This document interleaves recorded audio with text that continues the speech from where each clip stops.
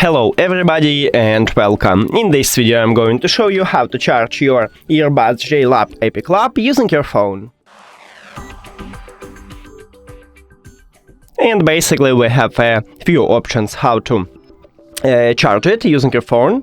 The first one is to use USB-C to USB-C cable. If your phone do not support USB-C, maybe you should have Lightning to USB-C or even micro USB to USB-C. Now connect USB-C cable to your phone, and right here at the back side of the charging case we have USB-C port, so connect USB-C cable right at this port. And right here we can see this LED light, so it means that it's charging. But also you have another option. If your phone supports reverse wireless charging, you can enable it in the application, in the settings, sorry, and you can just charge your headphones using your phone.